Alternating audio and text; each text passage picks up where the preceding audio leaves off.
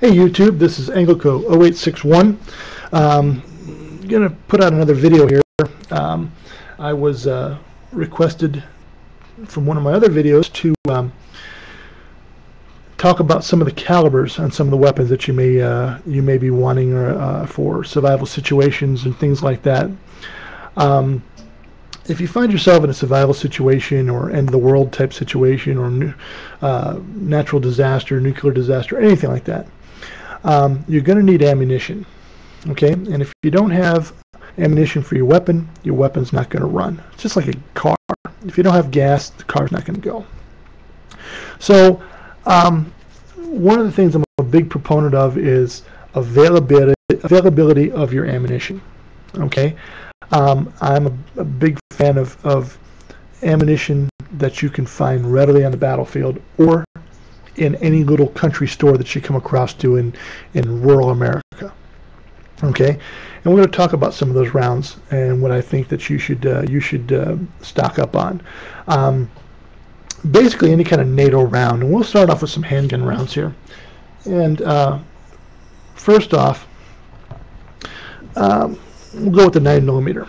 Okay, 9mm. Okay, there's a lot of controversy on the power of the 9mm and so on and so forth, but there's so many different choices of weapons that you can purchase that fire the 9mm. Okay, militaries have used it around the world since the 40s, since World War II. Okay, the Germans used it in the Schmeiser MP40, the Luger, the P38. And just about every machine gun that has been developed since has been developed in the 9mm Luger or Parabellum. Depending upon, I carried it in law enforcement, I carried it in the military. If you have a weapon that's chambered in this, you can find the ammunition very readily on the battlefield. You can pick off of military, downed military, you can pick off of downed law enforcement, you can pick off of downed compadres, or stuff like you can find this in any shelf in any store in the United States. Okay, a good round to have. 40 caliber Smith & Wesson, another great round. It's really come around in the last 10-15 years. A lot of law enforcement offices use it, so it's very readily accessible. It's cheap. So is the 9mm. It's relatively cheap to purchase. You can get it in bulk. It's got good ballistics, good stopping power. It's more than the 9mm, but a little bit less than the 45, and the recoil is not so bad. We can't get a good second shot off. So a lot of different weapons come chambered in this, so you have a lot of choices if you're looking for 40 Smith & Wesson. You can go to any store, pick it up, or you can pick it off the battlefield if you need to. 45 ACP.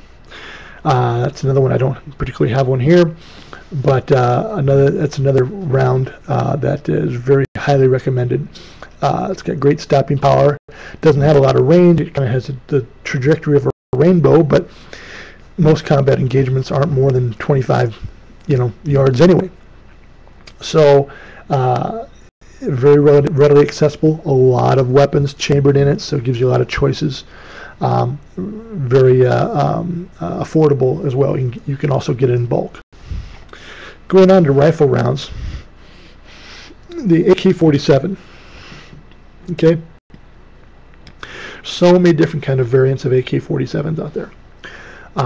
Very affordable. It's chambered in the 7.62 × 39. Okay, the AK-47 has been distributed. Probably more AK-47s have been distributed around the world than probably any other weapon. Okay, the Soviet Union, they would pump them out in just bulk loads and send them to every satellite country and every little guerrilla country they could find. So this ammunition is very readily available. You can get it anywhere. Just about everybody has an AK-47 lying around, or a SKS fires the same round. Great, very affordable. You can get it in bulk. It's pretty cheap. It's got the stopping power of like a 308. It's a great round. So I would definitely recommend that. If you're going to get like an AK-47, plus the rifle is very affordable. You can get them for, under $500. All right. Now, going into the 223. Okay, now there's a lot of, this is another very readily available round. Militaries use it all over the world. Every military force here in the United States, law enforcement agency, they use the 223. Okay, now there is other. If you're going, if you're going for a AR-15 or a Galani or a Daewoo or something like that, there's a lot of rifles that fire this mini 14, stuff like that. Now there are other options out there. People might, people are buying these AR-15s in the 6.8 SPC and the 6.5 Grendel. Okay, they're probably great calibers, and no offense to you guys that have them and stuff like that. But you know something, if the caca hits the fan, you guys aren't going to be able, unless you have deep pockets and you've really set aside a lot of ammunition, you're not going to be able to find it. Okay, I know the military is starting to use the 6.8, but it's not out in enough bulk where civilians can find it and buy a lot of it, and it's not readily accessible, and it's expensive. So that's something to think about. 223, I said you can find this off of on the battlefield. You can pick this off of anybody. I said military, law enforcement, whatever. You're going to be able to find it. So highly recommended in the 223 or 5.56, same thing. It's just a little bit, chamber pressures are a little bit different, but it's the same round. Going back real quick to some of the pistol rounds, like I said, there are other options out there, like the 45 gap and the 357 SIG and the 10 millimeter, stuff like that. Same thing goes for those. The ammunition is hard to find, and it's expensive. And what I mean hard to find, some of you guys, oh, I can find it here at my local gun store. But is your local gun store going to be open in a bad situation? Probably not. So that's another thing you got to kind of think about. Is they're probably great things. A lot of people say good things about the calibers and stuff like that. I'm not saying if you have the money and you're a recreational shooter, don't pick something like that up. That's fine. But if you're going to base your survival in a long-term hostile situation, I wouldn't really choose those calibers, because you're not going to be able to find them. Going on to shotguns, the only caliber that I would even think about going into a bad situation is the 12 gauge. Bar none. That's it. You got 410, 12 gauge, 16, 10. We know there's even like a 28 gauge or whatever, but 12 gauge is used by every military, every law enforcement agency. Everybody's got a 12 gauge shotgun somewhere. Any little store that you find anywhere in the country, it's going to have 12 gauge shotguns. Okay, shotgun shells. So it comes in a wide variety of things: slugs, double-lead buck, birdshot, whatever your situation demands, you can get it.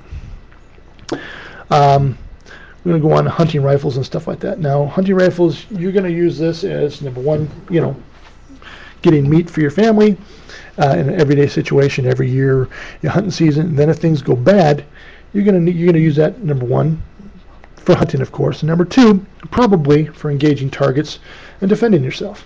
Okay. So, a couple things that I recommend.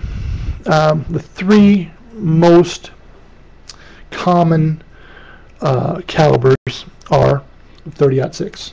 Okay, I've got a couple rifles chambered in .6. Okay, and this round has been around since 1906. Every U.S. military rifle from World War I to Korea was chambered in this. M1 Garand, the BAR, the 30 caliber machine gun, you name it, it's been used. So it's very readily accessible. It's taken a lot of game. You can use it for everything from deer, elk, moose, bear, human. It's accurate out to 1,000 yards. Okay, so you can find it anywhere, and it's readily, it's relatively affordable.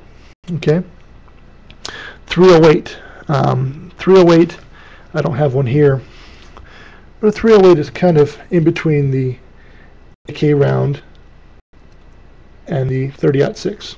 Okay, its accuracy and ballistics are kind of similar to the 30-06. A lot of military rifles right now are chambered in that. The M14, the 240 Golf, the FNFAL, HK91, and .308. So that's another thing that's very readily accessible. It's a standard sniper round right now for the U.S. military, so it's going to be on the battlefield. You're going to be able to find it, and you can also find it in bulk at a reasonable price. The 30-30 Winchester. Okay, it's been around since 1889. Okay, this is the most popular deer round in North America.